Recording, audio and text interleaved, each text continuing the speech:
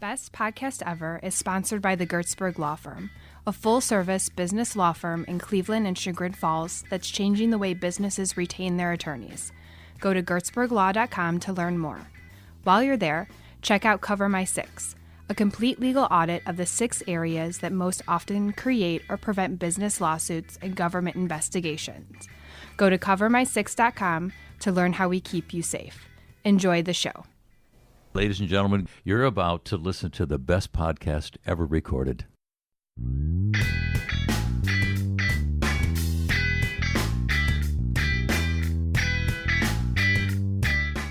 I think that when we bring a culture of integration to schools, to the workplace, and then society as a whole, that's the foundation of it. Yeah. Every person is worthy. Every person deserves that respect and that dignity just because they are, not for any other reason.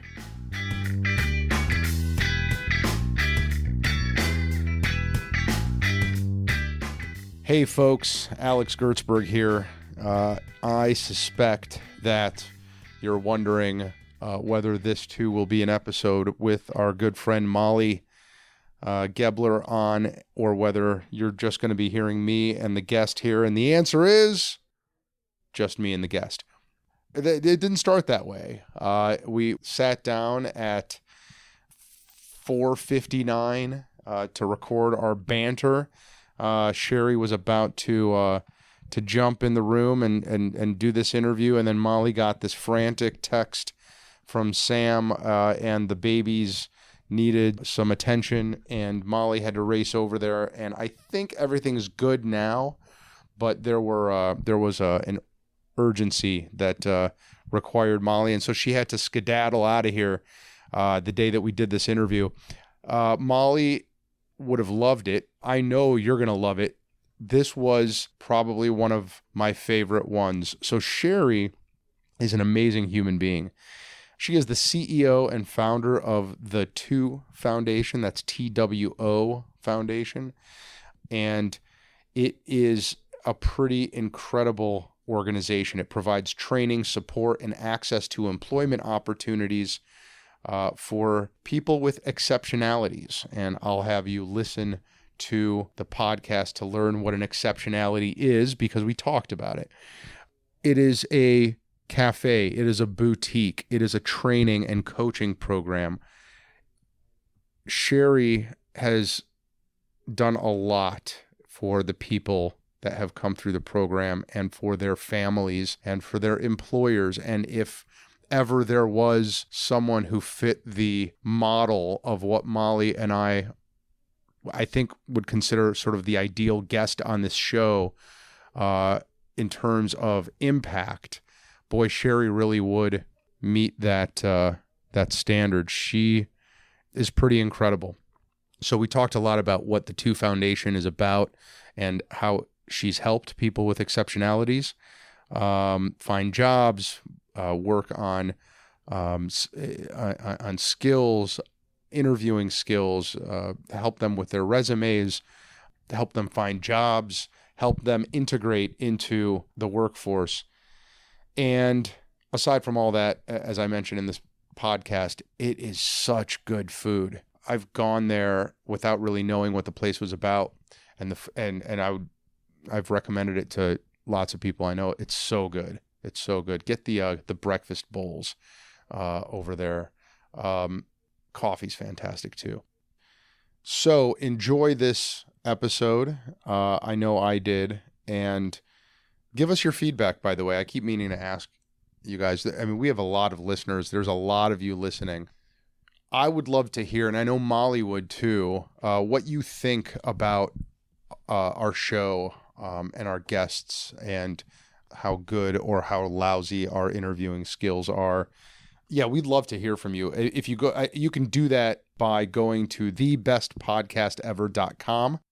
You could also like us on Facebook and leave your feedback there. Either of those would be great. And enjoy this episode and let us know what you think. Thanks.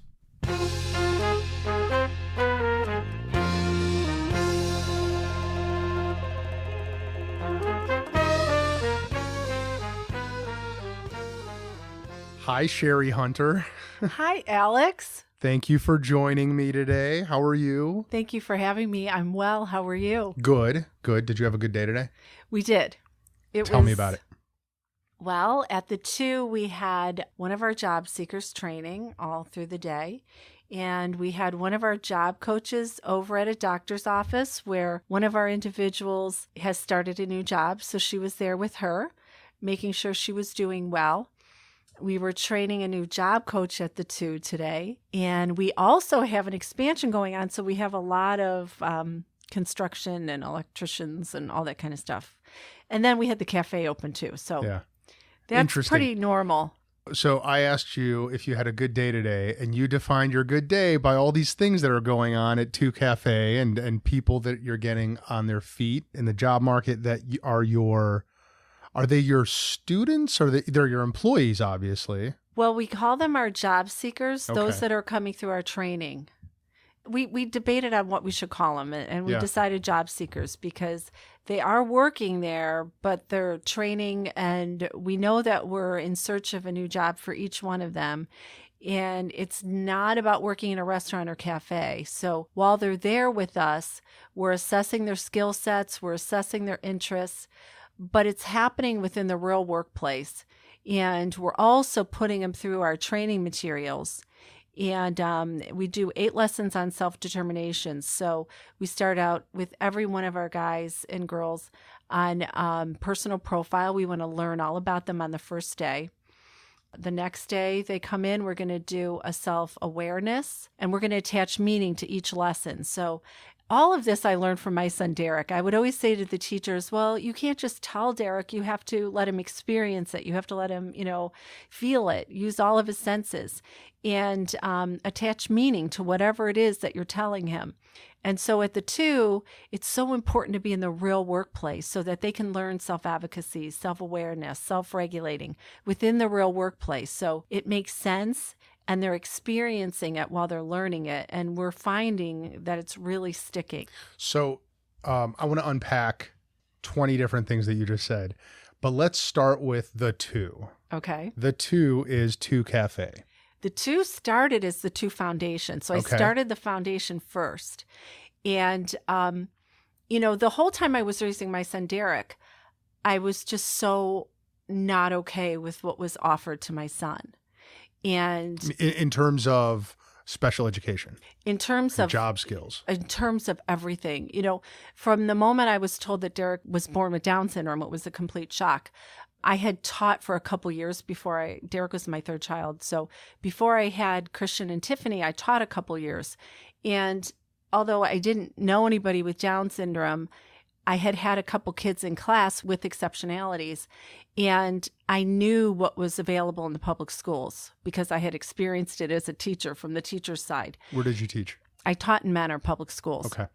And I was just so concerned from day one because I had that experience, knowing that as a teacher, I was going to fight for those kids and do everything I could to help those kids. But just realizing that the preconceived ideas and notions that were out there and the stigmas attached to a child with an exceptionality just really concerned me. And so from day one, I decided that's not going to happen to my son. And I'm not going to let them limit him, and I'm not going to let them label him. And so even when I took Derek home from the hospital, I did not say to Christian or Tiffany, this is your brother, but he has Down syndrome. I just didn't do that. I just said, this is your brother, Derek. In my mind, of course, I was concerned and terrified and everything for his sake and for his future's sake. But I just realized that all of that was really scary. But when I looked at his little face, I knew it was going to be okay. And I knew that I was madly in love with him, and that we were going to do everything we could to make it okay for him. And so that's where this whole thing really started. So fighting for him all while raising him and trying to make sure he was integrated and trying to make sure that he wasn't treated differently and trying to make sure that people had high expectations for him and that he would be given the same opportunities that all the other kids were given. And just those feelings of, even as a mom, when we go to playgroup, so, you just felt that other parents or other students or children were like, oh, they're different, and so living that is what I think has given me the passion to say, we have to change this. So I almost hear two narratives. One is I'm going to treat him and have my family treat him the way they would treat anybody else. Yes. But the other narrative I hear is they don't have, in the school systems and in the whether public schools or government or whatever, they don't have a separate line of services that are specially for kids with Down syndrome, for example, or exceptional kids, right? Well, they do. They do have separate services. Well, so what was your That issue? was part of my concern. My concern was that the services that were there were not going to be acceptable to me. In the sense that they didn't allow the kids to see themselves as normal? Yes, in the sense that, in the sense that the expectations would be lower, that my son would be segregated, that he would be labeled and treated as differently. I always say everything we do really for every child, every person is messaging. We're always messaging to each other. And I did not want it to be messaged to Derek by the schools or by just society as a whole that you're different. You belong over there. You don't belong with us. This is for these children. This is not for you. So to take Derek to the special classes all the time and to have him in the resource rooms and as he was going through high school, at the IEPs, we really need to have the county boards involved because there's group homes and there's sheltered workshops after high school. And I would say, no, thank you. My son's not doing that. Well, he's not going there. I don't even want them at the table. So did you want Derek to get some, maybe not separate, but specialized training that the other kids did not get?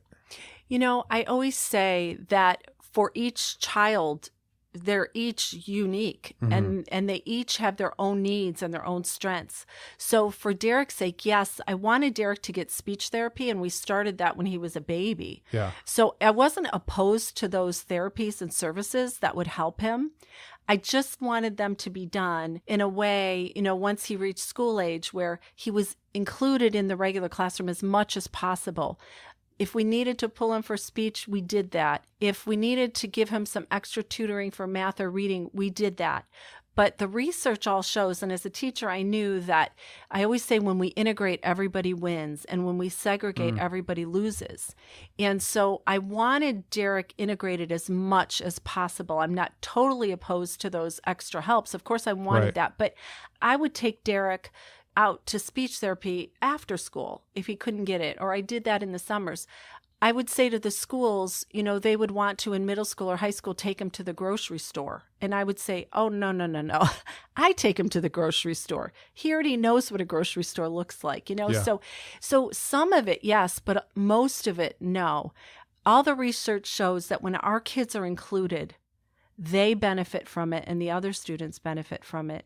And so I wanted Derek included as much as possible. And I used to say to the schools, the principal still brings this up to me today. She said, I'll never forget the day you said to me, Shari, Pat, I couldn't care less if he masters your curriculum. What I really care about is that he has friends, that he knows how to interact socially, that he feels he belongs. Yeah.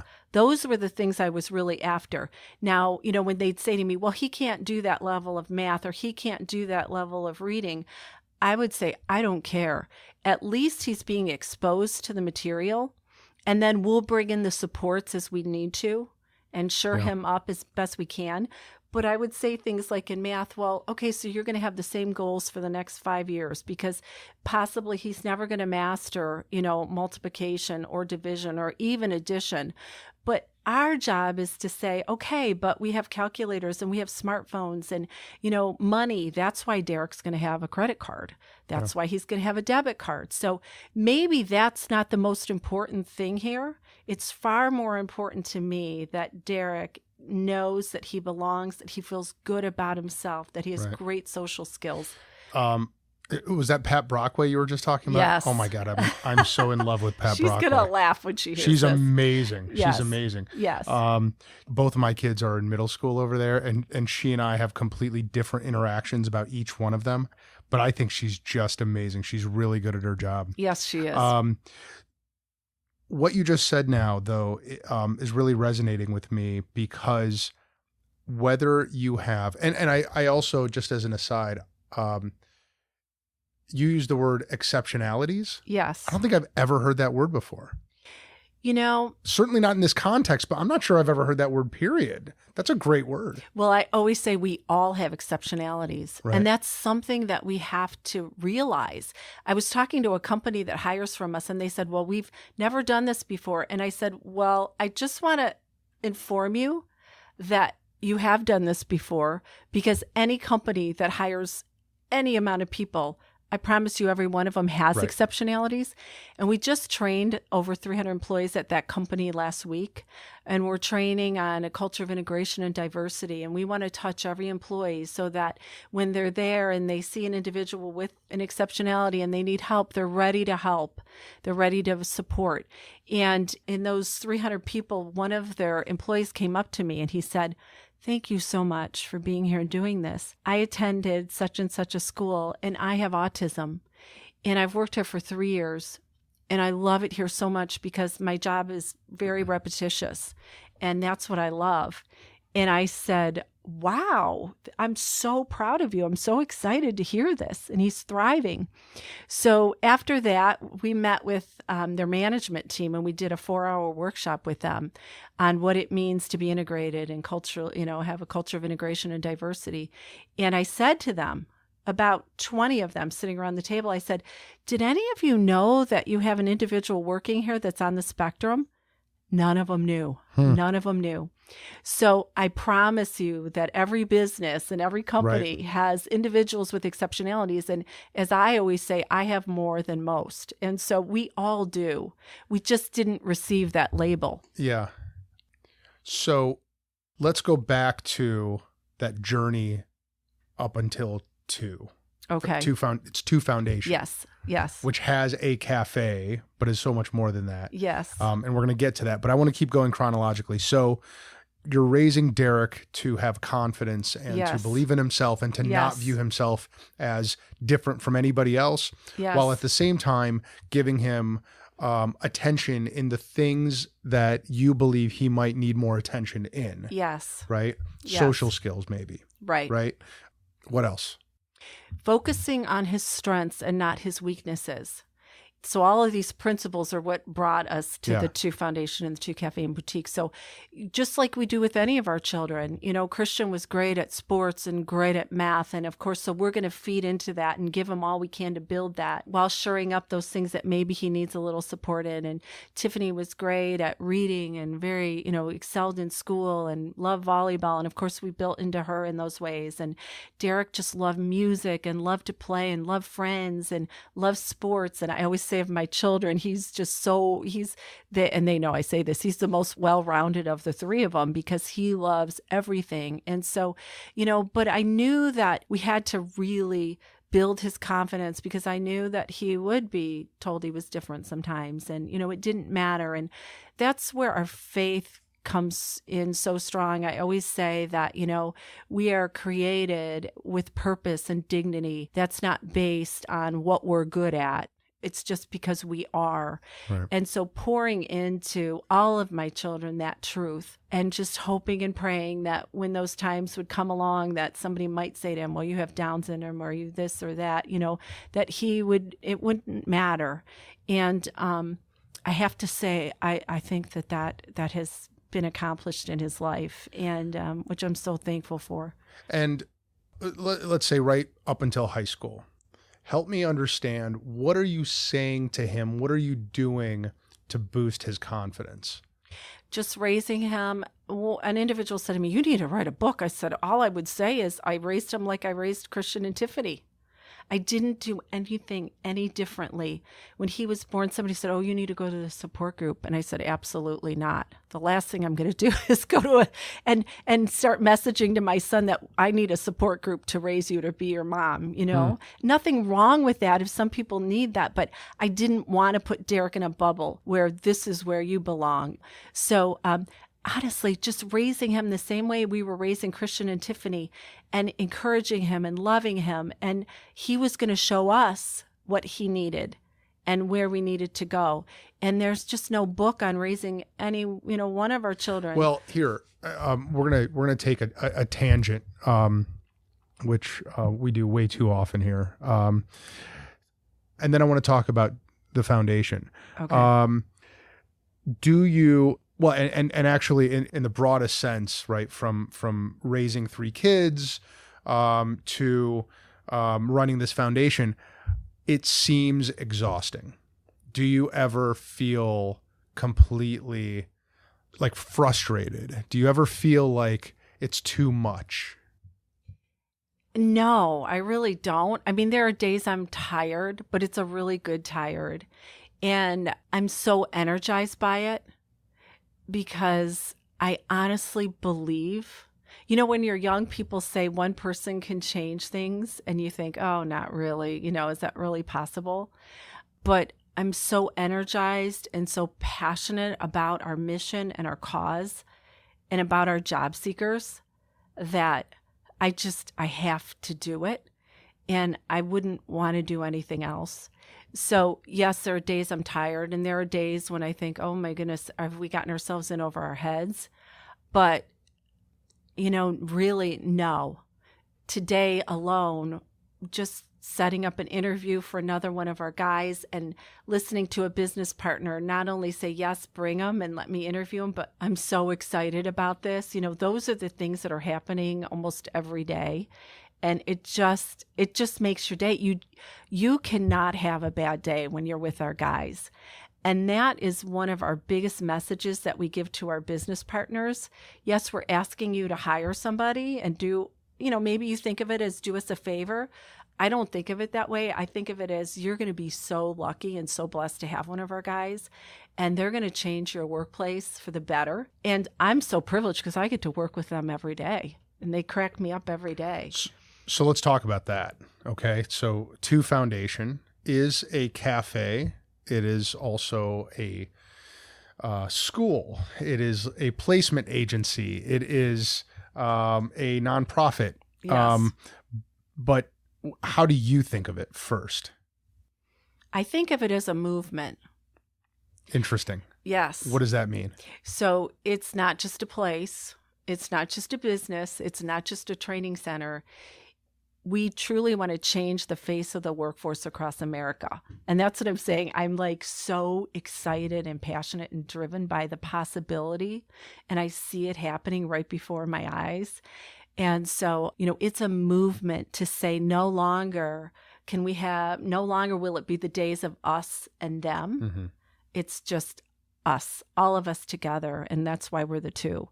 It's a movement. It has to become a movement, and it is becoming a movement because the need is so great. And what's happened so as we talked, I wasn't okay with Derek being messaged at school that you're different. I'm not okay with Derek being messaged in society that he's different and in the workplace that he's different, which is why it was so important to me to start the Two Foundation and to spread our cause and our movement. Why two? Okay, so I was an exec for a skincare company. I was traveling all over the country, and I was putting together my plan to start the Two Foundation and just praying over it. And I had accounts like Breathe in New York, and I had an account Raw in Chicago. And I thought, okay, so the cool thing to do here is I need one word, but I couldn't figure out one word that would explain our movement, our cause, our mission. And I was sitting in a Starbucks and I was reading, and I was just, I just decided I'm going to read my Bible. I had some time to kill, and I was turned to the Old Testament, Ecclesiastes, which I rarely do. If I'm reading, it'll be in the New Testament. And I came across Ecclesiastes 4, 9, and 10, and I was reading, not even thinking about, a word for the foundation. And it was two are better than one. When one falls down, there's someone there to pick you up. And the return for your labor is even greater. And I was like, oh my word, it just popped off the pages. And I said, okay, that's it. We're the Two Foundation. And I'll just call the business the Two Café and Boutique, and we'll have 2 soups and 2 salads and 2 everything. So that's where the name came from. That's amazing. I know. Such a great story. I still can't believe it. I'm like, thank you. That's exactly what we are. So, yeah. That is okay. So, it is a cafe. It is a boutique. It's on Route 306 on Chillicothe Road. You have amazing coffee. And setting aside all of the amazing societal things that you do there for people and for the world, it is amazing food. Thank you. Yeah. My girlfriend and I are trying really hard. Well, she's a nutritionist and she doesn't have to try, but I'm trying really hard to eat healthy. Mm-hmm. And the meals that I've had there, I would not have thought were going to taste as good as they did. And they were all like organic, like quinoa and kale and our green smoothie's amazing. Yeah. Well, it's all, I mean, you talk about, stigma, right? Like the ingredients, if you weren't a health nut, you would think I'm never touching that. Yeah. But it all tastes amazing and the coffee's great. So you guys, you've got the secret sauce just in terms of a product nailed down. But okay, so it is a cafe. Mm-hmm. It is a boutique that sells clothes. Is that Derek's girlfriend or Derek's wife's? That's not her business, is it? No. Because she's okay. So let's back up. The genesis of this podcast is I saw you on the Today Show. Yes. Randomly streaming, it just popped up in my feed, and that was really cool. And folks, if you haven't seen it, it's amazing. You should go check it out. I guess you Google. You can. How do you find that? Well, you can just Google Today Show and Two Café and Boutique.com. But you can go on our website, twocafeandboutique.com, and we have it up on our website too. You can just see it on there. It's a really cool. Did you say 6 million views? Over 6 million views. Crazy. It's gone all over the world, which again tells you what a need there is for what we're doing and how it resonates with people all over. So in it, we meet Derek's now wife. I think at that time it was his fiance. They had been married a couple years. Yes. And you all talk about a business. I thought that the boutique was her business, but it's not. No. She has a different business. So Lauren started a business with 2 friends, and it's called Baskets with Love. And so people order gift baskets from them, and they'll custom make gift baskets. Okay. All my assumptions are totally wrong. So there is a boutique. When you walk into the cafe, you look to the right, and there's these really cool clothes and boots and trinkets and jewelry. Yes. And we sell, it's from mostly other social enterprises. Okay. So we sell things from Thistle Farms, a social enterprise out of Nashville, rescuing women out of human trafficking, prostitution, drug addiction. And I didn't know that. That's interesting. Oh yeah. So my little thing was buy once, give twice, because it's blessing our nonprofit and then those that we're buying from. We have Second Story Goods out of Haiti doing amazing things in Haiti. Wow. We have another company called Badala doing amazing things out of Africa. We sell clothing by a company called Serve, so great conditions, creating jobs for individuals, in poverty-stricken areas. Roma Boots, another social enterprise like Tom's Shoes. Yeah, wow. Buy one, give one, doing a lot for education. So, but everything in the cafe and boutique is a tool that I use to teach our job seekers. So merchandising, marketing, manufacturing, selling, and that's what it's there for. So every time I walk in, I see one of your trainers, right, sitting with one of the job seekers on the couch, and they're talking about life skills. They're talking about customer service. They're talking about sales, and similarly behind the counter, right? So it is a school, in a very real way. And I have a team of educators doing it. So they're Wow. they're certified teachers. So Josh heads up my education team. His master's is in education, transition work endorsement. This all comes because I would say to the schools, Derek deserves and needs your very, very best, and you're giving him your worst. And, Christian and Tiffany, of course I appreciate it, but they're going to be fine anyway. We've got this all backwards. So my dream at the Two Foundation and Two Café and Boutique was to put together the best team of educators and then my best team of restaurant, business people, so that we're coming at it from both sides. And we're doing everything we can while they're with us to make sure they're ready and that they're going to succeed. And so what you're seeing there, I say, you think they're waiters and waitresses. Those are teachers that I'm so blessed to have. Josh and Abby's a special ed teacher, came to us from North Carolina, teaching high school special education, transitioning the kids out of high school. So we just have an amazing group. We just hired Britt, another one of our job coaches, and my son Derek is on staff as one of our job coaches. Yeah. And I'm also one of our job coaches. But our guys don't know us as that. They just know us as their managers and their coworkers. So you also run separate programs out. So there's Yes. like a summer camp. There's you help them with resumes. Yes. I'm probably mixing things up here, but No, it's okay. With each of our job seekers, they're Yeah. going to be with us about 2 to 3 months. And Okay. then by the time we've gone through those lessons we spoke about earlier, we come to the end, we've written their resume with them. By that time, we know their strengths, we know their interests. We've prepared them for interviews. We've written their elevator speech. So all of our job seekers, when they are ready to go and we take them to the interviews, they're ready. And we go with them. And then we will, once they get the job, we'll transition them into their next job. So my teaching team, sometimes they're there, sometimes they're not. They're all over. And we now have people working in over 40 businesses, and we continue to provide follow-along supports for them. So I was an account exec. We bring that to the world of special ed. And unfortunately, this is pretty unique. But when businesses hire from us, we develop these relationships with them, and we don't just give them a person and leave. We build these really cool relationships where they call us, we call them. We're in it together. Yeah. So when a business hires from us, they have a heart for what we do. They want to be the natural supports. They just didn't know how, or they were just maybe a little afraid. And so we come alongside and we give them a good match. We can meet their need with the right, employee. And we also provide support to them.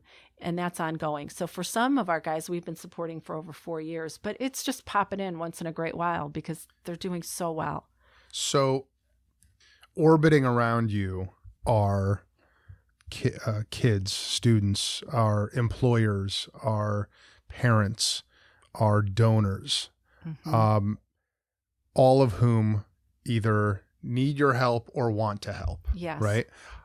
Let's take them one at a time. Okay. So I'm a parent. I have the word you used, extraordinary. Exceptionality. I have a child with exceptionalities, and this sounds like an amazing thing. What do I do? Okay. So if they're young, 5 and up, we have summer integrated camps for them. We want to start when the children are young with high expectations, new opportunities, friendships from all sorts of other children. And so we'll say, okay, this is what we have to offer you. Of course, we want everybody coming to the Cafe and Boutique and just experiencing, what we do. And hopefully other children that might have exceptionalities are having great role models. They get to look and see Derek, who he has Down syndrome. I have Down syndrome. Derek's doing all these things. So that's a big part of what I want to do. I want it to just become the norm and people to experience it with us. But for those that are transitioning, I always say, I talk about white spaces. In the world of special education, the biggest white space that exists is the transition out of high school. White space meaning there isn't a lot there. There isn't a lot there. Okay. And so, in the business world, we talk about white spaces. If it's full, you don't want to create a business there. But if there's a white space, then okay, you can maybe have a successful business. So in the world of special ed, that huge gap where parents feel like you're falling off the cliff, we are there. They call us up. They email us. Come on in. Let's meet. If they're 15, 16, 17, 18, still in high school, even some stay until 22 because you have that option in the state of Ohio, we'll put them through our job readiness camp in the summers and do things like that, summer experiences. But once they graduate out of high school, we are there for them. We are there to hold their hand to transition out of high school and then into the workplace. So they should contact you. Yes. Is the answer to all of these questions going to be they should go to our website? They should go to our website. Okay. But a lot of people call, a lot of people email, and as much as we can answer and respond, we're pretty quick about it. We're on it. And is there what is the expense side for the parent? Is there financial aid? Does it cost them? Is there a tuition payment? I mean, how does that work? So in order to do what we do, I needed to be certified by the state. So we're certified under two different agencies. OOD, which stands for Opportunities for Ohioans with Disabilities. We're certified under that agency to do job training, job development, follow along. We're also certified under DODD. And if individuals are enrolled with those organizations and they have waivers, the waiver will cover the cost of the services we provide. For those individuals that don't have waivers, we can do private pay. For those individuals that don't have a waiver and they can't afford private pay, we will scholarship them. Wow. So we have all kinds of options. Yeah. And I always say we're not a program, we're just about people. And if we can help somebody, we're going to do our best to figure out how it's going to work.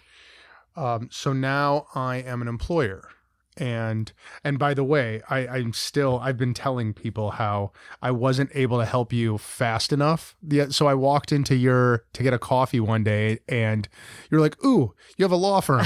We have someone who... I'm not shy about it. No, yeah, but I loved the resourcefulness of this. I mean, you're literally putting jigsaw puzzles together. Yes. And you said, oh, we're trying to place, he's in law school or just graduated from law school. He's brilliant. He's been out 3 years. He just needs help. He needs help with the interviews, but he's a great document reviewer. And I came back here and I figured out if we had work and we couldn't find a seat for him, but I was able to connect you with the bar association, with my friend at the bar. And before she even responded, you were like, we're good. So he found a home. Yes. He found a chair in an office somewhere. Yes. Good. Yes. Good. We're so excited. So we have people that are just a lawyer. One of our guys has his master's in physics. He's doing computer programming and artificial intelligence for an energy company. That's what gets us so excited. It's like, we focus on strengths, not weaknesses. And it's so exciting to just realize, oh my goodness, not only are they going to be an average employee for a company, they're going to be better than probably anybody they've gotten, so far. So I'm an employer out there and I want to help. What do I need to know and what should I do? So you can email me, Shari@twofoundation.com, and let me know that you're interested in hiring from us or becoming one of our business partners. Come on into the cafe and talk to me. We're open Tuesday through Saturday, 8 to 3. I'm almost always there. And we'll sit down and chat. And my first question to any business is, do you have a heart for this? And, again, these principles all come from raising Derek. I didn't care what the class was. I wanted the teacher that wanted him. I knew the rest would work. And so, before I started this, I knew there were great companies with great people that had a heart to do it. We just had to find them. If you're one of those companies, one of those employers, we would love to partner with you. And I just tell these businesses, let us know what your needs are. And we're basically a matchmaker. We're gonna listen to see what you need, and we're gonna find it. See if we have somebody that fits that. If we do, we're gonna do it. If not, we're gonna let you know that too. We're gonna be honest about it. So you said a few seconds ago something that is really sticking in my mind. You said when we place, I'm paraphrasing here because I have no memory. You said when we place one of our job seekers with a company, we make that company better. Mm-hmm. Yes. What do you mean by that? There are so many benefits that we get to offer to other companies when they hire from us. We know that it's going to give new meaning to their existing employees. We know that it's going to be such a blessing to them in so many ways. But because, just for example, so we have one of our individuals on the spectrum, and in the United States, there's over 50,000 students graduating every year from high school on the spectrum. Okay. One of our guys came to us right out of Chagrin Falls High School, and we were working with him, and we realized very quickly that he had strong OCD behaviors. we realized very quickly that his computer skills were off the charts. And sure, he's probably coding really well. Oh, he's brilliant. And so one of his challenges was that he would not make eye contact, and that he didn't want to really engage in conversation, and that he would do a lot of pacing. So while he was with us at the cafe, we worked very hard on shoring up those behaviors and teaching self-regulating and replacing some of those behaviors with things that were more, appropriate for the workplace. But we were able to offer Ganley, a car dealership, an employee that stocks their stockroom better than anybody else they're ever going to find. I feel very confident in that. And he can do data entry for them and faster than probably anybody they've got without making any mistakes. So we know that it's going to give, we can give them a great employee that's going to really blow them away, but also it's going to bring such meaning to those existing employees that get to be the natural supports. Sure. It's not a burden. That's our big message here. This is not a burden. This can be such a huge blessing. And, businesses are finding that out, and they're saying to me, oh my goodness, like they're hiring multiple people from us because it's been such a positive experience. And I presume that not all kids with exceptionalities are the same. I keep calling them kids, even though we're talking about adults. I have no idea why I'm calling them kids, but they're not all the same. And I presume that there are going to be some job seekers that just aren't ready, that just don't have that minimal level of social skills to interact with confidence, I guess, or with in a way that will allow a fit to happen. Do you experience that? I mean, do you ever have to turn job seekers away? Yes. In the 4.5 years that we've been doing this, there has been, I'm going back, and I think there's been 4 that we have not been able to get jobs for. And how many have you? About 85 or close to 90. Okay. And just so far this year we're at 13, and we'll have quite a few more this year. It's amazing. Those that we think, again, our expectations have been way too low for our guys. Those that we think maybe can't do it or aren't going to be able to do it shock us, and they just do it so well and so quickly sometimes. Yeah. The ones that we have had the greatest struggle with, and there's only a few, if it's a physical exceptionality and a cognitive exceptionality, those are very, very challenging. But it doesn't mean it can't be done, and we're gonna do our best to do it. But there's been 2 with traumatic brain injury and physical limitations that have been that we said right now we're just not equipped for this. One of our other individuals, his behaviors were so extreme that he was not able to self-regulate, and that short of medication, I don't think we can help him. But anyway, for the most part, we've done pretty well. So we talked about, I'm a job seeker, or I'm a parent, or I'm an employer. You get your funding. Is it all from the state, or do you have private donations also? Yes. So we have 3 revenue streams at the Two.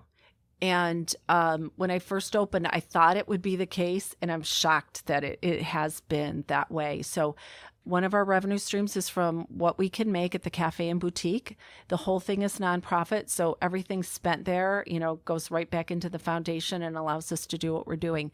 The other third is from services we provide, which we just spoke about, whether it's waivers or parents private paying or scholarship being from donations.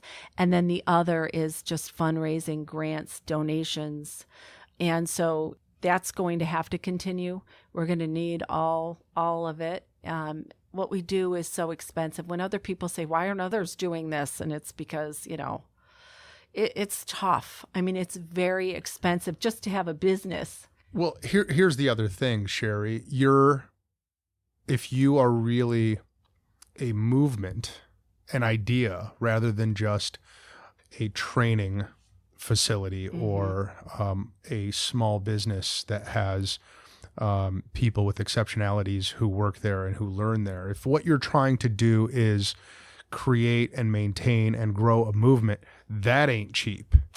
No, it's right? not. I mean, that you're trying to affect messaging and trying to affect mindsets and stigmas. Yes. And so I know just from seeing the trajectory of this being, just me and my son and my family, to trying to impact the high school students around me, to this is a movement.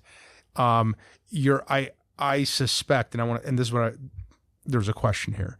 I suspect that you have plans and ambitions that go far beyond just what you're doing now in those four walls over there. Yes. A lot of it's social media.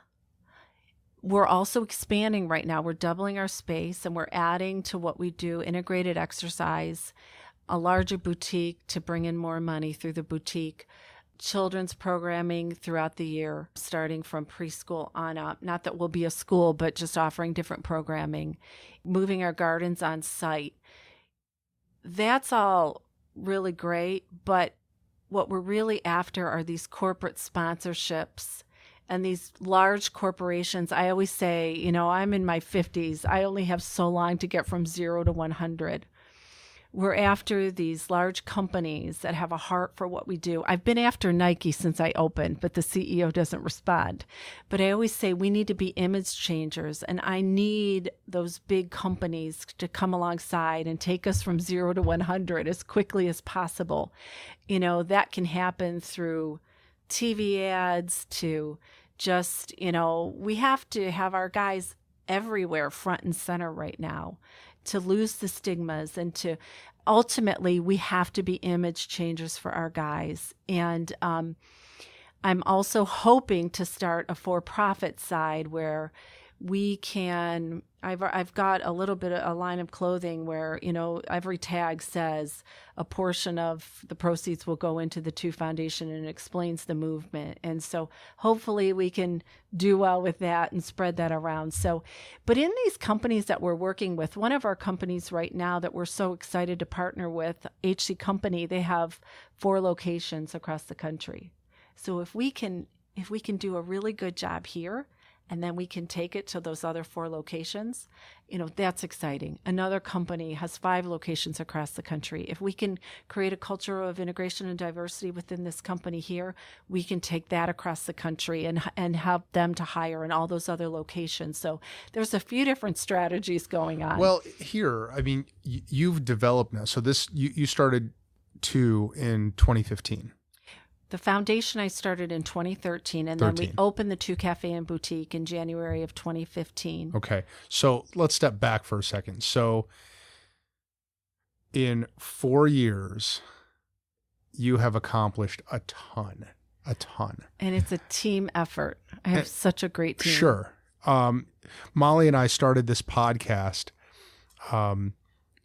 zeroed in on how the test for becoming a guest on the podcast was how impactful you were, right? That was the one thing. Molly and I didn't agree on a lot, but we agreed on that being the test. Impactful being defined either by the number of people that whose lives you affect, or how deeply you impact one life or a few lives, which you are both a lot. And you've done all of that in just the last 4 years with the cafe, and then another 2 years with the foundation. You've developed a process. You've developed the way, right? The way that you operate. Have you thought about either replicating it or expanding it into other locations, either in Cleveland or around the country? Yes. So I've had the goal to open 5 chapters of the Two Foundation, across the country in the next 5 years. Now, I don't know if that will happen, but if the right people come along, if I find the right place, if it's just right, then we'll go do that. So I'm hopeful that that can happen so that, those, because people will contact me now from all over saying, well, we wish you were here. We can't, how are we going to get to Ohio? So we would like to do that. Secondly, on the for-profit side, I mentioned that, at least we can do a line of clothing to help spread the mission and be image changers for our guys. I've jokingly said from the time I opened the Two that I talked about the white space in special education that we're trying to fill. And we do have a model that works. And I've told the state, like, take it and use it. I just want to help people. In the restaurant world, and I know this from traveling all over the country, there was no great, healthy grab-and-go food. And, I would end up, and I'm not going to use the name, but I'd end up at one of these coffee shops all the time because that's all that I could find. And I didn't really like their coffee, and I definitely didn't like their breakfast sandwiches, but it was the best I could do. So I know that there's that white space in the restaurant world where you could just walk in and grab an organic coffee and a great breakfast sandwich. And so my goal has been to take on that other chain and put the Twos all over the country in a for-profit way. But modeling, okay, I always say I never wanted to have a restaurant. That's never been my dream, ever. But if it's the vehicle that I need to model what a truly integrated and diverse, workforce looks like, I'm all in. And which is why I decided that was the best model I thought I could have. And so hopefully someday we can have our Two cafes all over the country with the best food in town, with the best coffee in town, because we represent our guys. And that's what drives me so much at the Two. When you mentioned our food before, it has to be the best. I'm crazy about everything from the plates to the forks because I never wanted my son to be in a consignment shop or in a place where nobody ever wanted to be. I want it to be the place to be. I want it to be the place everybody wants to be. And so I'm crazy about everything that we do there because it just has to be the best. That's what they deserve. The business lawyer in me and the professional who just deals with businesses and business owners, many of whom are startups.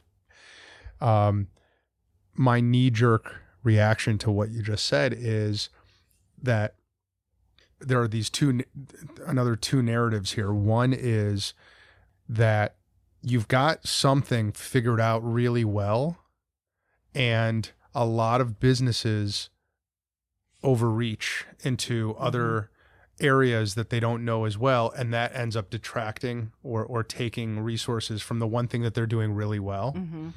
But the counter narrative to that is, well, what's the one thing that you do really well? Maybe it isn't operating a restaurant, even though you happen to do that really well. The one thing that you do really well, which is at your core, is develop people with exceptionalities and help them transition. If that's the one thing that you do really well, and you can replicate that in any industry, and in fact, if that's the one thing that you do really well that coincides and propels the movement that's really at the core of this operation, then there really aren't any limits. That's what I was talking to somebody that came and asked, will you open one here? And I told him very honestly, I said, I have no interest in opening another restaurant, but I have a huge interest in employing our guys and modeling what it looks like to have an integrated staff. That's what drives me. So that's the difference between a business and a social enterprise. I am mission driven. I am not business driven. I am totally driven by, what I want others to do. And again, I used to say to the schools for Derek, if you'll include Derek, he's going to benefit. But bigger than that is that all the other students here are going to be learning so much more. And if you don't do this, you're missing out on your greatest opportunities to teach. How are you going to teach? How else better could you teach than to take kids with different levels and different learning styles and different exceptionalities and say, you know what, you're all worthy. And those of you that are so gifted and bright, you become those peer buddies. And Derek's going to learn from you better than from the teacher, and you're bored anyway. So come on over here and help him. And those those peer buddies become those natural supports within the workplace. So those kids that were Derek's peer buddies in school, the parents still come to me and say, that's like the best thing that could have happened to my son. And now I say to those peer buddies that come into the cafe and see me, I'll say, okay, a lawyer. I just talked to a lawyer. One of Derek's friends became a lawyer. I said, okay, now are you ready to be that natural support at your law firm when those guys come in that need you? And he's like, I'm ready. I'm ready. Yeah. And that's what I'm telling the schools, like, you guys have to do this, because these peer buddies that you need to be using within the classroom right now when you're doing inclusion are going to be our natural supports in the workplace. And how better to teach them to become problem solvers? How better to teach them to value each other and to respect each other?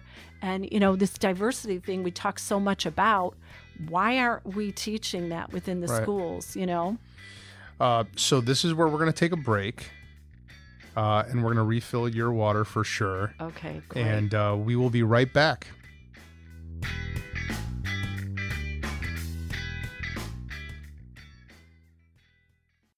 Hey folks, Alex Gertzberg here.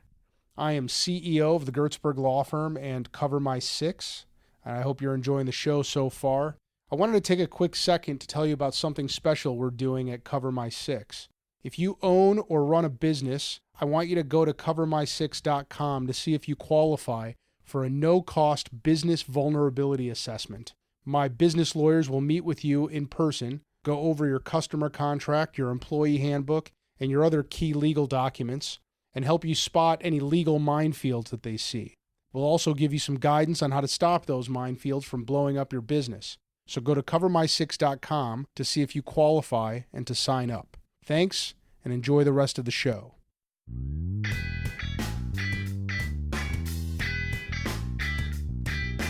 All right, Shari, we're back. Okay. Did you ever see Schindler's List? Yes. My favorite scene in that movie, which also, therefore, is my favorite scene in any movie, is at the very end when Oskar Schindler, masterfully played by Liam Neeson, is being ushered out of Poland or wherever that was. And all of the people that he saved are there to see him off, and they give him a car, and they took all their gold teeth and melted it down and made a gold ring for him so that he would have something to trade for money when he left. So Ben Kingsley, who plays his accountant in that movie, hands him this ring at the very end, and Oskar Schindler is like upset because he couldn't save more people, right? And he's crying, and he's like, I could have done more. This car was worth so much more. I could have saved more people. And Ben Kingsley gives him this ring, and he quotes the Talmud, and he says there's a line in the Talmud that says, "He who saves one life saves the whole world." You remember that scene? Kind of. It's been years, so I'm not good at remembering a lot of details. That's okay.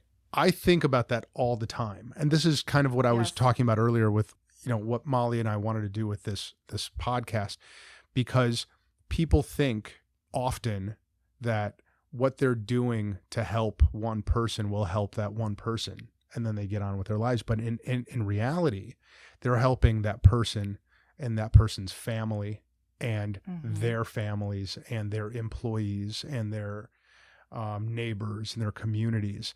And there's this ripple effect from every little thing that you do that superficially seems like you're just helping that one person. And the one thing, and we just talked about this 8 seconds ago, because you said hope. And I was thinking the same thing. I see you, and I'm not trying to say you're Oskar Schindler here, right? But no, I am not even close. But I am saying that you have a lot of similarities. And if that is one thing that you do for people who come through your program, and you give them hope, and you give their parents hope, and their siblings hope, and their spouses hope, their employers hope, right? Isn't that the same ripple effect? And did you foresee that? So I'm done rambling. My questions to you are, do you see that ripple effect? And do you see it in that way, in the sense of hope being spread from what you're doing? That's my prayer, that happens, that we can, when you come into the cafe on the back wall, and we're remodeling, so that will be painted over. But right now, one of the words that pops off the wall is hope. And that went up before we ever opened, because I wanted parents to know that we're fighting, and we are fighting hard to change things for their children. So those parents that are being told right now, that your child has a diagnosis, I always say that's just a medical condition, that doesn't define them. I want them to know that we're fighting really hard to tear down the walls and to open new doors and to lose the stigmas, and to know that those things that are seen as maybe challenges in their lives can turn out to be such amazing gifts. And I know that sounds crazy sometimes, but it's true. My son, Derek, he inspires everything that happens at the Two. And his vulnerability, his childlike faith, those are some of the most beautiful things in Derek.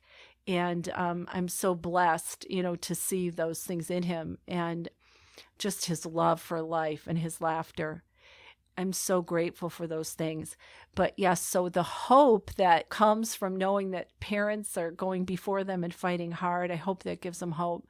I can't wait for later this year. We're having a transition series, and we're bringing in the business partners that have such a heart. And I want the parents to meet them, because I always sit around the table with the families and say, we have these amazing business partners. They can't wait to hire. And they're kind of looking at us like, we don't really believe you. And so in September, we're bringing in our business partners so that parents hear it from them and they see their faces. So we want to offer that hope that the workplace is opening up. Well, so you've placed, did you say 89 job seekers? We've placed over 80 at this point. 80. Okay. So how have you seen that hope ripple in those 80 placements? For, so many parents that have a child with an exceptionality, we're so beaten down because we're told in school all the time that your child's not measuring up, your child's not making it here, you're not making it there. I've sat at those tables. I know, I would cry at probably almost every IEP meeting, and I would say to them, I already know that. I want to know what you're doing with these strengths that Derek has. And, so many parents are so beaten down, and then they're not invited to the birthday parties, and they're not invited to, go to the basketball games. And, you're so broken for your child. So I know that. I've lived that. And I just want it to be different so badly for our children. And so one of the parents came to us with their child right out of high school, just so beaten down and so afraid. I don't know how else to put it. And I kept saying, this is why we're here. Don't worry. Just trust us. Let us take this and handle it for you. Let us do this transition for you. And they were kind of like, you could just see it in their eyes, like, we don't really know if this is going to work, And so he went through our training, and we set up the interview. And the first day they were so worried, how did it go? What happened? Is everything okay? I said, you have to just take a deep breath. You have to believe me when I tell you that they not only, have offered your son the job, but they are so excited to do it. And we know that there's going to be some challenges, but you have to know that we're all in to help, and they're all in to help. And when we bring we make this match together, we all truly care, and we're going to do everything we can to make sure your child succeeds. It was months that they were still fearful and still worried. And just to offer them that hope that, we're there, the business partners there, we are all in this together. We want to make this work. I still think they kind of can't believe it. So they came around. They came around. Fear is gone. Their fear, well, it's subsiding. Okay. That doesn't mean a phone call won't come where we had a bad day. But the cool thing is, when we've laid the groundwork the way we have, and that's why it's so important that the business has a heart to do this and they're all in, it's the hope that, hey, yeah, even if they have a bad day, The two's there to support. Right. The business partner already gets it. And we're going to do our best to make sure that this individual will grow and learn. And we're going to put the supports in place to do what we can to fix it. Now, we've had a couple people lose their jobs. It happens. But that's okay. We learn from that too. And we're going to go on and find another job. And hopefully not make that same mistake that we just couldn't overcome. But that's extremely rare. So it does happen. But just knowing that even if that does happen, we're all still going to be there. I have some experience with this. And I think that I'm not the only parent who carries fear with them for their kids, particularly when your kids have exceptionalities. Yeah. And when I think of that ripple effect that we were just talking about, I almost see it as a like a feedback loop, because all we really want is for our kids to be happy and not feel different, and for them to feel good about themselves. And because we're parents, we have anxiety and fear when we think, whether rationally or not, that they will be treated differently or made fun of. Yes. Or bullied. Yes. And then when it happens, the fear just gets worse. It just spreads and it intensifies. And boy, I'll tell you, to be able to, and it doesn't happen often, but to be able to just let go of that fear and to have someone say, it's going to be fine. We'll take care of it. When that's happened for me, it has been like a weight being lifted off your shoulders. And so when I think about these concepts that we're talking about spreading hope and about this ripple effect of what you do going back home to the parents, to the siblings, I mean, that's palpable. That's tangible. You know, I can feel it just listening to you describe it.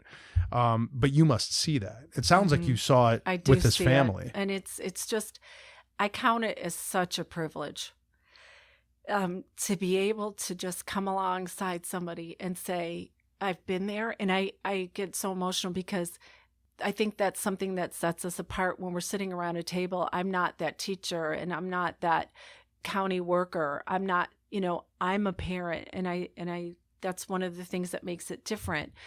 I already know how you feel. Right. I already know what you're going through. I already know your fears. I have all the same. And I've had to go through it myself. And I jokingly tell my staff, I have to, God has such a sense of humor. I have to walk it first. And I'm like, this crazy Italian mom. So I'm like all over the place. But I have to go through it so that then I can say, I already know what it feels like for your child to lose that job. Like, I've already been there. And I had to have that conversation with a father who was crying on the other side of the phone. And I said, I already know. I've been through it myself, and it's going to be okay. We're going to get him another job. And, when Derek got married, how many parents with a child with an exceptionality goes through that? And it was terrifying.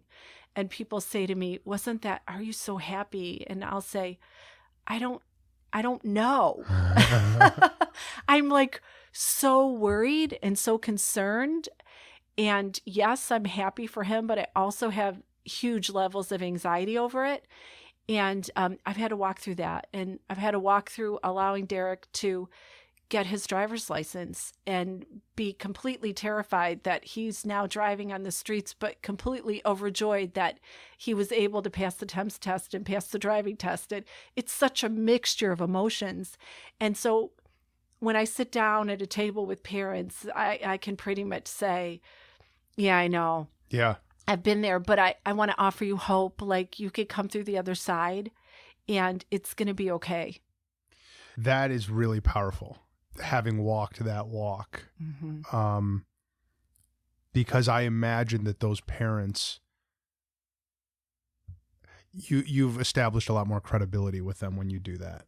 And I imagine they have conversations with therapists and with educators who have not walked that walk and so don't really know what they're experiencing. So, yeah. The bullying thing I wanted to speak to a little bit, Alex, too. I think in school we've missed the boat so much where we've segregated and alienated and created these situations within the classrooms where bullying occurs. And, it's for a lot of different reasons. But what I say to the schools is, can you imagine if we started a class off, in the fall, preschool, kindergarten, first grade, second grade, 8th grade, 12th grade, with values where everyone in here is so important, and everyone in here brings strengths, and everyone in here brings weaknesses. Let's just all acknowledge that we all struggle and we're all insecure, but can we have a year where we all come together and we build each other up and you're all valued? And yes, you might be treated differently by the teacher because your needs are this and your needs are that, and that's okay. What would happen if we did that? And how much of the bullying would it take care of? And we would just kind of remove, I don't know. Of course, we can't remove it all. But so at the Two, with our children's services and our summer camps, we are values-based. And that is the first value, respect for all. And we talk about it with 5-year-olds, that each one of you is unique and each one of you brings value. And we're so thankful each one of you is here. Some of you are going to be really good at this and others are going to be really good at that. But when we all come together and work as a team, we're all stronger. And so, that's what we're doing at the Two camps. Our outcomes are really about that we're all accepted and we're all here to help each other. Yeah, we want them to learn, young entrepreneurs about a business and what it looks like to have an ice cream business and product development and marketing and merchandising and selling. That's all great. But the outcomes were really after the integration and what it looks like when we all help each other and work together. And aren't those the things that employers are looking for today in the workplace? Do we care so much? Do we all want to hire? When I was an exec, I would interview and hire. I wasn't really looking for that person that was top in their class. When I met with a person, I knew immediately based on their energy and just their, attitude and the way they viewed life. I would take somebody that was, 500 in their class over number one if I felt like they got the important stuff. They were problem solvers, they were team workers, and those are the things that we're looking for in the workplace today.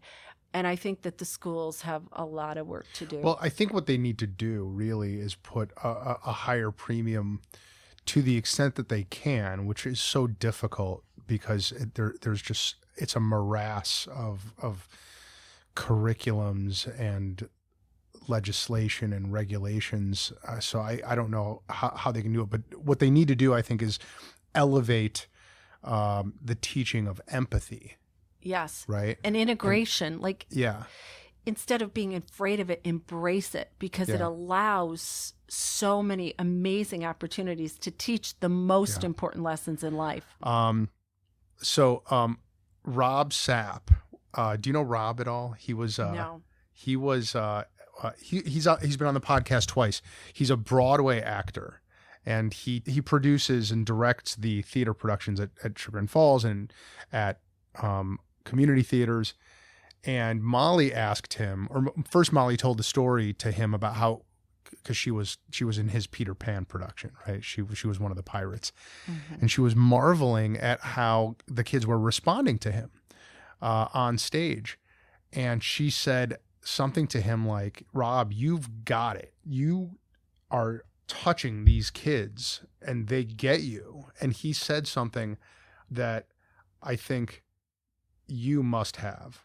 He said, "All I do is tell them what they need to hear. And what they need to hear is that they are worthy, that they are worthy of love." Yes. Right? And that's it. That's all I do. It's not complicated at all. And I think that's what you're talking about. That's right? for every person. that every single person is worthy. And exactly, if we did that in school, and I'm not trying to put schools down, but I'm just saying that I think that when we bring a culture of integration to schools, to the workplace, and then society as a whole, that's the foundation of it. Yeah. Every person is worthy. Every person deserves that respect and that dignity just because they are, not for any other reason. And that's what we try to do with the two every day. We just want to see their heads come up and their shoulders go up. And then I know we've done our job. It's like, yes, their confidence is coming out. It just is so exciting when you see that. They change right before your very eyes, you know? Right. Because they know, they feel it. They know when you believe in them. They know when you care for them, you know? And it just changes them. I'm curious, when you see them come back after a year or two from the jobs that you've placed them in, what's that metamorphosis look like? What's that interaction like? It is something it's hard to put into words, the transformation that takes place. You know, at the beginning, I said we're really an experiment in normalization, which is so sad because our guys, so many of them have been so ostracized. So we're trying to bring them back. Can we see if we can get them back to where they need to be? I always say what we've done to them has been far more disabling than the disability. It's the way we've treated them. It's our messaging. We've pushed them aside. And so what we do at the two so often for so many that have been in sheltered workshops and segregated job sites, and, you know, they're coming to us out of, a lot of them out of, we have individuals up to 60 years of age. So those individuals, you can imagine, you know, when they were in school, what it was like, and then they've gone to sheltered workshops and they've been ostracized, basically. So, you know, it's amazing to see the change and the resilience in just our human nature, what we can overcome. And you would think after decades of that would be too much for any of us to overcome. They overcome and they come back and they're excited. And so one of our guys, my Josh, my transition coordinator, he heads up our education team at the two. He said, Shari, he went in for a meeting. We had a meeting with one of our business partners, and our grad was sitting there. And when he was with us, no eye contact. And, you know, he came a long way, but he said, you just can't believe it. He said, he's a totally different person. He sat at the table, eye contact the whole time, totally engaged in conversation. And I mean, that transformation is huge. But just because he's been in an integrated job site treated as anyone else, and the change that happens is remarkable. Somebody could be with us 2 weeks and we see it. Others, it might be 6 or 8 weeks, and we'll say, oh my goodness, like, just stop and look at what's happened. Like, they're just different. They just changed today, like right before our very eyes. Yeah. So with every individual, it takes a different amount of time. But when you provide somebody with high expectations, new opportunities, the supports that they need, they know that you believe in them and you have the confidence that they're going to rise to it. It's amazing what happens. It's for any of us. Yeah. I very easily could keep firing questions at you for the next 20 hours. But that would not be fair to you. And I think you would be too nice to tell me that I don't know about that. I would say, listen, I'm really tired. But I would be remiss if we didn't do the lightning round questions. Okay. So are you ready for the lightning round questions? I didn't know we were doing this, but okay. Yes. Oh, yeah. No, it's happening. Okay, so we have to pretend that Molly's sitting there because she goes first, and her lightning round questions are, Shari, what are you binging right now? I honestly... The questions only get harder from here, Shari, so if you can't do this one... I'm in trouble. No Netflix miniseries, nothing on Hulu? This tells you how crazy out of control my life is, because I'm not having time to do that right now. So I'm binging on the expansion that's going on at the two. All right. The planning. And my grandbabies. Well, there you go. I find that answer totally acceptable. Oh, good. Okay, good. Molly's next question is, a perfect day for you is?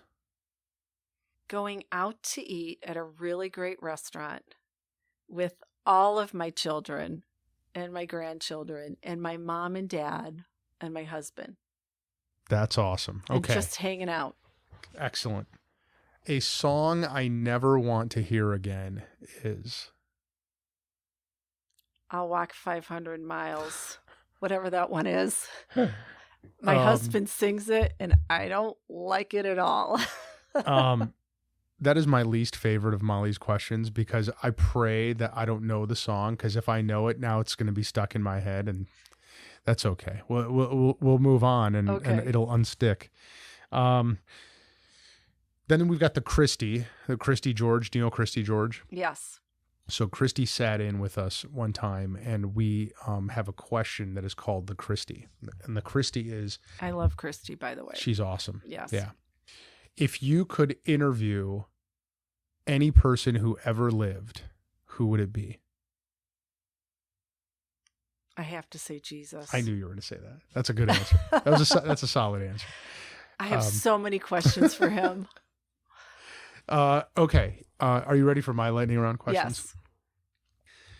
You are stranded on a desert island for a minimum of 3 months, but which could be the rest of your life. You have no idea. Mm-hmm. You may bring with you any single musician's entire discography. Which musician is it? These are hard questions. I would have to say like Heart Song. It would be a worship group. It would be like a Christian rock group. It would be a Christian worship group. Okay. Yeah. I'm not going to make you think anymore. I think that's actually the name of a group. I think it's Heart Song, or I'm just drawing a blank, but I think so. Same desert island, same shipwreck, same amount of time. You may bring with you any single author's entire bibliography, and that's all you're going to read, potentially for the rest of your life. Who's the author? And it can't be the Bible. Well, it can be. I mean, I would never... I'm going to say Gilbert Morris. It's historic fiction, because I'm going to definitely need some entertainment. I love historic fiction. Yes, I do too. What does Gilbert Morris write? Gilbert Morris has written everything. I've learned more about history through reading his books than I ever learned in school. So he has a whole series on the Revolutionary War, a whole series on the Civil War, a whole series on all kinds of things. Yeah. But he's really good. He's a really good historical fiction writer. Do you read any of James Clavell's, like Shogun or Taipan or any of that stuff? No, I wish. That's really love good. to read. Yeah. I love to read, but in the last 6 or 7 years, I've done grad school, and I don't know where you find the time open to the two. do So anything. unfortunately, the thing that suffered in my life has been reading lately. But I can't wait to get back to it. What is the habit or routine that you do on a daily basis that has given you the most mileage? I would say just in the mornings, making sure that I kind of call myself, going back to that peace, and just, even if I don't have time to have my quiet time in the morning, it's my drive into work. And I just say a prayer to God, just help me to do today the good works that you set out in advance for me to do. And I've told my staff that when they get overwhelmed, and, I'm like, what's the problem? And then we've got a million things going on, and not everybody can handle it the way because I kind of go with it. But I've said to them, you know what? Let's not worry about all of that. We're just supposed to do today the good things that are right before us. And the rest of it will take care of itself. So I guess that's that. I try to do that every day. What is an embarrassing thing about yourself that almost no one knows? And for extra credit, for bonus points, that no one knows. Embarrassing thing that, no.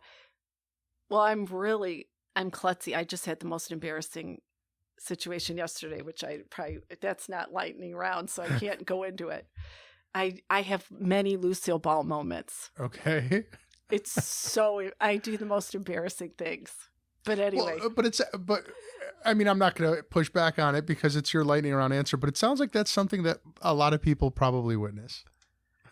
Unfortunately, yesterday there were several. All right. Well, what happened yesterday? You can't leave us hanging. What's the short version? Oh, it was just so horrible. We had a company call us and they said, we want you to come in and we're really excited to partner with you. I said, great. So Josh and I went in and we met for an hour with the HR person, and she's very professional, and it's a very upscale. They make medical devices and pieces. And so after an hour of talking and sharing, she said, now we're going to put on our safety goggles and we're going to walk through, and it's all sterile and everybody's in white coats. And I end up, long story short, I'm trying to be professional and, follow her around and focus, because I don't focus well. So I'm focused very much on what she's saying, and they're showing us how they're making these tiny pieces and parts. And we go around this corner and I kick a 5-gallon bucket. Not only do I kick the 5-gallon bucket that's sitting right next to this little island that somebody's sitting at, there's a PVC pipe sticking out the side. I walk through it, break it. There's water gushing everywhere out the cabinet. And Josh is just dying because he knows I'm so horrified. Wow. Where's this? A medical? A medical manufacturing company. Oh, wow. And I said, oh my goodness, I just kicked the bucket and she goes, you must have knocked the cap off. I said, no, actually, I broke the PVC pipe in half. It's laying over there. So I do things like this regularly. It's terrible. That was a solid story. That was a good answer. Oh, it was terrible. But something nobody knows. Oh boy. That's really, really hard. I don't even know. I don't know what it would be. I'm just drawing a blank out. That's okay. So I'm sorry. No. Yours was very good. Christian, Tiffany, Derek, if you're aware of any, again, I mean, obviously some people will know, but if you want to, feel free to write them in and send us an email. Shari, I don't think that I have in recent memory met a more selfless person than you. I mean it. Oh, I mean it. You're so sweet. It's so inspiring. So thank you for everything that you're doing. Thank you. It's amazing. And again, I want to give my team the credit because I have an amazing team of educators and an amazing kitchen staff that are making it happen at the Two. And it's such a team effort, and we're blessed to do it. And I truly mean that. When they say it's more blessed to give than to receive, we get so much more out of it than we give. And I'm just one of the luckiest people in the world. I get to do this. I get to be Derek's mom and Christian and Tiffany's and just to get to be part of this is just more fun than anybody should get to have. See, and that's amazing because you're really giving so much, but you're also enjoying it, and you're getting so much joy out of the day-to-day that to really extract that much joy from that journey is inspiring in itself. Okay, so how can we help? How can everyone listening, how can I help? How can people help? So I always say there's 3 ways you can help us. We would love for you to come to the Cafe and Boutique and just support us and enjoy, hopefully, our great food and great products. Amazing food. Come sign your children up for our integrated camps. Just use our services and support us. We would so appreciate it. In return, we want to give you a great product. Secondly, if you have a business or you are a manager or somebody that hires, if you want to become one of our business partners, we would be so thrilled to have you join our team. And then thirdly, if you want to support us financially through donations or grants, we would be so blessed by that because we're always in need of finances. And the more we can put on staff, the more we can hire, the more people we can help. And fourthly, if you know the CEO of Nike Yes. Tell them to call us because I'm really disappointed. Or Google, or yeah. yes. I mean, Please. come on, guys. Please. It's a no-brainer. This was awesome. Thank you, Alex, so much for Thank having you. me. I cannot thank you enough. It is a privilege to be here, and thank you for the time you've taken to get the word out about what we're doing. We are so grateful. Thank you, Shari, for saying that. And your website is? Two Café and Boutique.com. Okay, so folks listening to this, if you've listened this far, after you're done going to that website and learning more about the Two Foundation and how you can help, the next website you're going to go to is Best.Podcast.Ever.com, and you're going to hit subscribe, or however you're listening to this, whether it's on Stitcher or Spotify or YouTube or whatever. Hit subscribe, leave some good reviews, and tune in next time. And thanks for listening this far. We'll see you again soon.